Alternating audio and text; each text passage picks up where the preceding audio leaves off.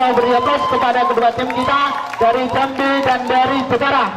Semoga pada pertarungan ini kita di sini tidak menentukan siapa yang menang dan siapa yang kalah, itu urusan nomor 2. Yang penting kita selalu berprestasi. Seperti itu ya. Kepada dewan juri yang dari Jambi mendapatkan tempat afirmatif dan dari Unisnu Jepara mendapatkan tempat kontra. Oke, silakan. Biar sama-sama masih memiliki jawaban. Ini yang bukuan dibagi satu. Iya. Setiap orang satu. Setiap orang enggak.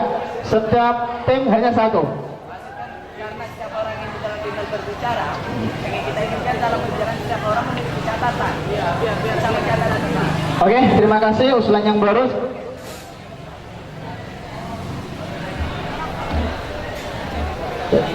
Pena ada semua. Pena semua?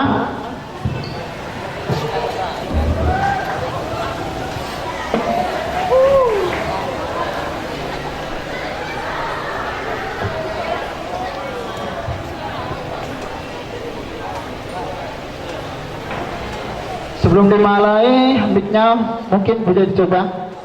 Tes 1 2. Tes, silakan dari yang kontra. Cek off. Oke, terima kasih. Semua sudah siap. Nah, waktu keseluruhan setiap mosi, setiap sesi adalah 4 menit 20 detik ya, sepakat? Maka kita mulai dari tim afirmatif untuk menjelaskan argumennya tentang undang-undang pilkada langsung dan tidak langsung. Waktu dimulai dari sekarang. Bismillahirrahmanirrahim. Assalamualaikum warahmatullahi wabarakatuh. Yang terhormat dewan juri dan juga teman-teman sekalian semua. Oke, terima kasih kami sebagai tim pendukung ditetapkannya undang-undang. Adapun undang-undang pilkada tahun 2004 nomor 22 mengataskan bahwasanya bupati, wali kota dan gubernur berhak mengadakan sistem demokrasi dalam pemilihan pilkada. Adapun sistem demokrasinya secara langsung yaitu dari rakyat untuk rakyat karena menganut sistem jurdil, jujur dan adil. Adapun setelah terjadinya Perpu Peraturan Pengganti Undang-Undang Nomor 1 Tahun 2014, bahwasannya pemilihan ketua, bupati, gubernur, maksud saya wali kota dikembalikan lagi ke DPRD.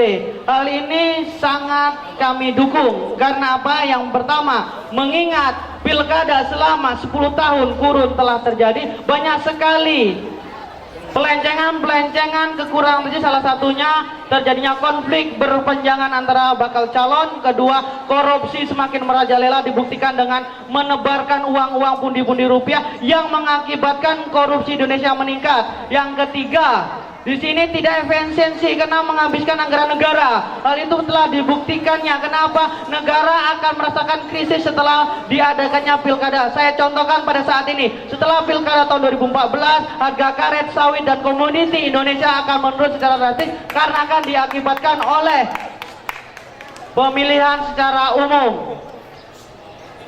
Karena itu, kami tetap mendukung diadakannya pemilihan secara DPR. Kita harus menganalisa baik-baik tentang peraturan pengganti undang-undang tahun 2014 ini, bahwasannya tidak semena-mena DPR lah yang berhak memutuskan atau memilih calon bakal gubernur, wali kota atau gubernur, bupati maksud saya, tetapi DPR provinsi hanya mengikuti peraturan yang ditetapkan oleh pemerintah tentang tata cara pemilihan gubernur melalui sidang DPRI.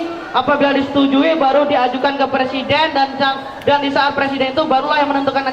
Jadi otomatis peluang untuk tindakan kong kali kong atau saling merugikan akan berkurang dan suap menyuap akan berkurang. Yang kedua, apabila ini terjadi, maka Indonesia akan menghemat anggaran belanja negara, anggaran belanja daerah, setiap daerah. Karena apa? Karena ini dapat menguntungkan kas negara. Yang ketiga, setiap bakal calon akan mempunyai tim-tim sukses dari kecamatan, kabupaten, provinsi. Itu akan menghambat kinerja. Pasti akan terjadi KKN di situ.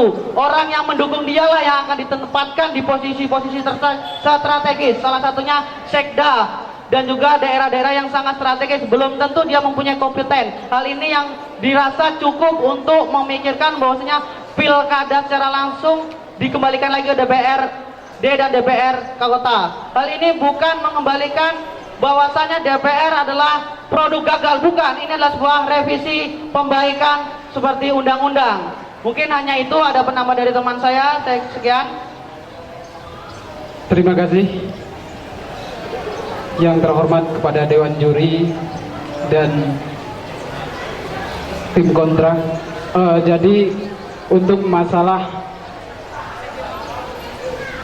pilkada, undang-undang secara pemilihan secara tidak langsung itu melewati DPR, itu saya sepakat. Kalaupun itu sekarang belum ditandatangani oleh Presiden, akan tetapi di sini bahwasanya ketika pemilihan itu lewat DPR akan lebih efisiensi pemilihan dalam tidak menghabiskan anggaran negara yang selama ini telah kita ketahui bahwasanya ketika pemilihan secara langsung itu masyarakat menerima dampaknya secara langsung.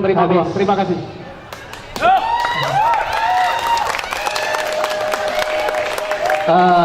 Berhubung azan, kita rehat dulu sebentar ya. Bagaimana dengan juri, kita rehat? Oke, sebelum kita lanjutkan, kita mendengarkan panggilan ilahi dulu.